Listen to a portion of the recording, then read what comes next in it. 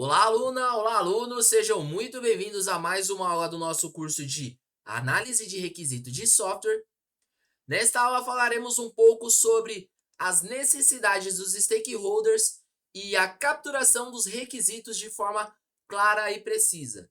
Então, nesta aula nós vamos compreender alguns conceitos, então da mesma forma que eu fiz na aula anterior, eu vou trabalhar aqui por tópicos, beleza?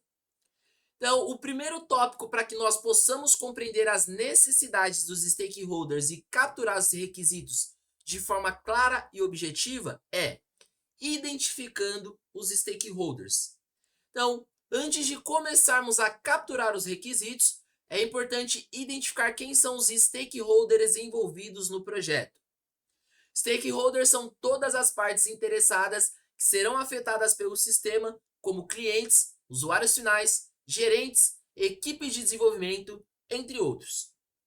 Então aqui nós já entendemos que os stakeholders são as pessoas envolvidas e essas pessoas elas são separadas por grupos. Então nós temos os stakeholders que são os usuários, nós temos os stakeholders que são os clientes, nós temos os stakeholders que são as partes interessadas, nós temos os stakeholders que são os gerentes, nós temos os stakeholders que são a equipe de desenvolvimento, nós vamos ter stakeholders que fazem parte de design, por exemplo. Então, a primeira parte que é importante para que nós possamos capturar os requisitos de forma clara e precisa é compreender as necessidades de cada um dos stakeholders. Então, aqui está dizendo que os stakeholders, de uma forma geral, são pessoas que estão envolvidas e têm interesse naquele projeto. Só que dentro do meu projeto e dentro dos meus interesses, eu tenho grupos específicos. Um exemplo, os interesses do meu usuário não vai ser os mesmos interesses dos gerentes. Os meus interesses, que talvez fosse de projetos ou desenvolvimento, não seria os mesmos interesses dos clientes. E assim sucessivamente. Então, o primeiro de tudo é você saber identificar e separar cada um desses grupos para que você trabalhe de forma apartada e entenda a necessidade de um grupo específico separadamente para que depois você tenha entendimento como um todo. Bom, é crucial envolver todos os stakeholders relevantes, pois cada um deles pode ter perspectivas e necessidades diferentes. Então aqui é o que eu acabei de comentar mesmo. Segundo, realizando entrevistas detalhadas. Então aqui vai bater muito com o que nós já falamos em algumas aulas, tá? Uma das melhores formas de compreender as necessidades dos stakeholders é através de entrevistas detalhadas. Durante as entrevistas, é importante fazer perguntas específicas e direcioná-las para obter as informações claras e precisas. O que comentamos ao anterior, né? Sermos objetivos, entrarmos nessas entrevistas já com roteiros prontos, preparados, deixar as pessoas confortáveis, ter aquele quebra-gelo para que as pessoas elas se expressem de uma forma mais leve também. Novamente, algumas dicas para conduzir entrevistas detalhadas são: preparar um roteiro de perguntas com base nos stakeholders e no contexto do projeto. Olha só que mudou a dica da anterior para a dica de agora. Aqui eu estou falando o quê? Roteiro de perguntas com base nos stakeholders e no contexto do projeto. Então aqui eu estou dividindo para o grupo. Se o meu stakeholder, no qual eu vou fazer a entrevista no momento, é um usuário final, eu vou me basear em uma entrevista, criar um roteiro para um usuário final. Se a minha entrevista de um stakeholder é para uma pessoa que faz parte do desenvolvimento, eu vou me basear em um roteiro para um contexto que é relacionado a desenvolvimento. Então aqui eu vou fazer uma entrevista detalhada de acordo com o grupo de stakeholder no qual eu estou falando. Segundo, ouvir atentamente as respostas e fazer anotações detalhadas. Aqui não muda nada do que nós já vimos na aula anterior. Terceiro, utilizar técnicas de comunicação eficaz, como reformular perguntas e pedir exemplos concretos. Então, muitas vezes a pessoa ela vai falar, você não vai entender e você só vai fazer aham ou tá bom. Só que na verdade você não entendeu. Quando você não entender, não tem problema, não sinta vergonha. Fala, olha só, eu não entendi. Por favor, reformula. Por favor, me dê um exemplo. E aí você vai entrar no contexto e vai bater o martelo até que você entenda o que ela está dizendo ou o que ela está falando. ou o que ela está pedindo também. Terceiro, realizando workshops colaborativos. Os workshops colaborativos é uma excelente forma de envolver os stakeholders e capturar requisitos de forma participativa. Aqui nós já falamos na aula anterior. Aqui é onde eu vou fazer um grupo com diferentes tipos de stakeholders. Aqui é onde eu vou pegar um stakeholder que é usuário final, um stakeholder que é desenvolvimento, um stakeholder que é projetos, um stakeholder que é gerente, um stakeholder que é cliente. Enfim, eu vou fazer aqui uma miscigenação dessas pessoas para que eu faça um workshop e eu tenha de uma única vez várias ideias de diferentes grupos de stakeholders ao mesmo tempo. Dando essas sessões, é possível estimular a colaboração, promover a troca de ideias e alinhar expectativas, que nós vimos na aula anterior. Algumas dicas para realizar os workshops colaborativos são: definir um objetivo claro para o workshop e uma agenda bem estruturada. Vimos aula passada. 2. Utilizar técnicas como brainstorm e dinâmicas em grupo para estimular a participação ativa. Também vimos aula passada. 3. Designar um facilitador para conduzir o workshop e garantir que todas as vozes sejam ouvidas. Também já falamos aula anterior. Existem pessoas que são extrovertidas, donas da razão, querem bater o martelo em tudo. E existem pessoas introvertidas, pessoas vergonhosas que muitas vezes não vão querer falar. Estão ali literalmente porque foram chamadas. Então, vai ter de ter um facilitador, muitas vezes vai ser você, mas pode ser outras pessoas que você delegar também para conduzir, desde que você saiba que essa pessoa saiba conduzir de uma forma bem clara e objetiva. 4. A técnica de observação, falamos ao anterior. A observação direta dos stakeholders em seu ambiente de trabalho pode proporcionar insights valiosos sobre as suas necessidades e requisitos. Observar como eles realizam as tarefas diárias pode revelar informações que não seriam obtidas por meio de entrevistas ou workshops. E é o que eu falei sobre as tarefas enquanto você os observa. Muitas vezes você vai conseguir tirar muitas coisas, muitas funcionalidades para o sistema, inclusive, de acordo com o que o usuário, com que o stakeholder está usando a ferramenta no dia a dia. Algumas dicas para a utilização dessas técnicas de observação são: número 1, obter a permissão do stakeholder para observar a atividade. 2, registrar observações detalhadas e capturar evidências como fotos ou vídeos. E 3, respeitar a privacidade dos stakeholders e não interferir em suas tarefas.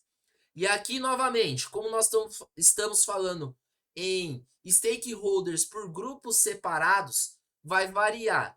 Então, aqui eu posso estar falando de um stakeholder que é o usuário final, aqui eu posso estar falando de um stakeholder que é gerente. Então, as tarefas, os afazeres, a maneira no qual são utilizadas as ferramentas, muitas vezes até os módulos da ferramenta no qual eles utilizam são diferentes, então é interessante observar cada um deles. Quinto, utilizando técnicas de documentação. Após coletar as informações dos stakeholders, é importante documentar os requisitos de forma clara e precisa. Existem várias técnicas de documentação, como a criação de diagramas de caso de uso, lista de requisitos, mapa de empatia, entre outros. Nós vamos ver a maioria durante o curso, então não se preocupe quanto a isso. O que é fundamental? Escolher a técnica mais adequada para o contexto do projeto e garantir que a documentação seja compreensível e acessível a todos os stakeholders. Como assim, Ávila? O que é escolher a técnica mais adequada ao contexto? Vamos lá. Bom, dentre as técnicas de documentação, eu tenho técnicas que existem em documentação textual, eu tenho técnicas que exigem em documentação visual. O que seria uma documentação visual? Seria transformar todos os requisitos, tudo que você anotou, todos os pontos que você levantou, em uma espécie de fluxo de processo, só que de forma ilustrativa. Por que eu digo isso? Porque existem pessoas que elas não são aptas ou talvez elas não entendam de uma forma tão clara e objetiva, talvez, quanto você, sobre documentação textual. Muitas vezes ela tem dificuldade de leitura, muitas vezes ela tem dificuldade de interpretação. Então você muitas vezes tem de fazer um processo visual. Por quê? Você vai transformar tudo aquilo que você escreveu, tudo aquilo que é texto em desenho. E aí, para as pessoas terem uma percepção, ou para as pessoas terem um entendimento maior, é mais fácil para que elas consigam entender. Vou dar um exemplo bem clássico. Você tem um grupo de informações dentro do Excel, uma porrada de informações que você sabe porque você utiliza no dia a dia, só que se você mostrar ao seu superior, talvez ele não vai saber ou ele vai sentir dificuldade de interpretar. Quando você vai fazer uma apresentação para o seu superior, você geralmente mostra uma planilha ou um gráfico. Possivelmente você vai mostrar um gráfico. Por quê? Porque é uma imagem ilustrativa que representa as informações no qual você trabalha no dia a dia. Então, para o seu superior, no caso, ele olhar um gráfico e ter um entendimento é muito mais fácil do que ele olhar coluna a coluna, informação a informação. Então, da mesma forma que as técnicas de documentação funcionam assim. Então, existem empresas que trabalham só com documentações textuais, existem empresas que trabalham só com documentações visuais, mas a maioria das empresas, elas trabalham com os dois tipos de documentação. Então, o que eu aconselho, principalmente se você trabalha numa empresa e ela não adota essa metodologia, é interessante até que você implemente de uma forma bem resumida, tá? Porque isso vai facilitar não apenas o seu dia a dia, não apenas o cliente, não apenas os stakeholders, mas todas as pessoas que tiverem a necessidade de ter acesso a essa documentação. Seja de qualquer outra área, seja um funcionário novo e etc. Então, sempre quando você for fazer a documentação, crie uma documentação textual, mas também crie uma documentação visual. E se você precisar mandar para alguém, não pergunta se ela precisa de uma ou de outra. Já de imediato manda as duas.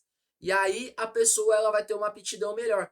Então, se ela preferir e optar em ler o documento, ela vai ler. Se ela quiser visualizar a imagem, ela vai visualizar. E se ela quiser trabalhar ou estudar os dois documentos, seja imagem ou texto, ela vai fazer também. Beleza? Fica a dica para vocês. Bom, é fundamental escolher as técnicas mais adequadas ao contexto do projeto e garantir que a documentação seja compreensível e de fácil acesso a todos os stakeholders. Bom, número 6, validando e refinando os requisitos. Ao capturar os requisitos, é importante validar a sua precisão e relevância com os stakeholders. Isso pode ser feito por meio de revisões, prototipação e testes. O feedback dos stakeholders é essencial para garantir que os requisitos atendam às necessidades e expectativas. Além disso, os requisitos podem precisar de refinamentos e ajustes ao longo do processo de análise. Então aqui entra o que nós falamos na aula anterior sobre fazer protótipos, ou escrever num papel, ou fazer um MVP, levar para o usuário validar, para ele dar o feedback, para ele entender se está dentro do que foi conversado. E é essencial para garantir que os requisitos atendam às necessidades. Então, por que você deve fazer isso? Para que você não perca tempo e não perca dinheiro de uma forma bem resumida. Para se desenvolver leva tempo, você paga um desenvolvedor.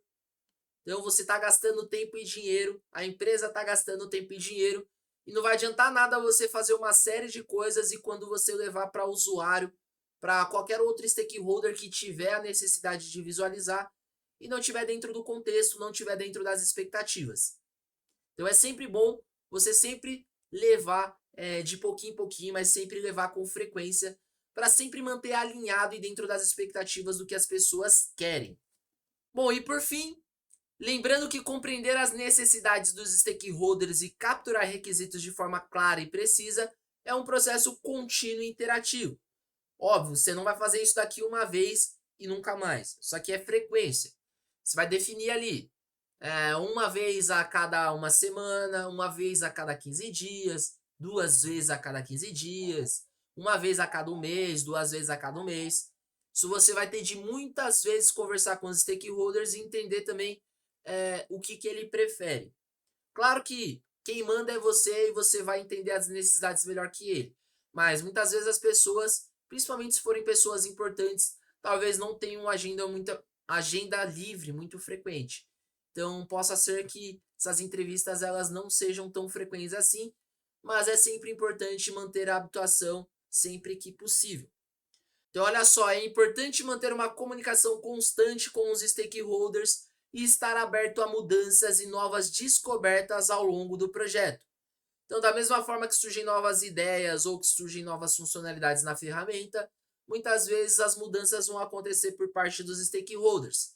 Às vezes eles vão te pedir alguma coisa no início que você vai achar bacana, muitas vezes eles vão desistir daquilo porque vão achar que vai trocar 6 por meia dúzia, às vezes eles vão até querer mudar aquilo que eles haviam pedido, trazer de uma outra forma, de um outro contexto, de um outro jeito e etc.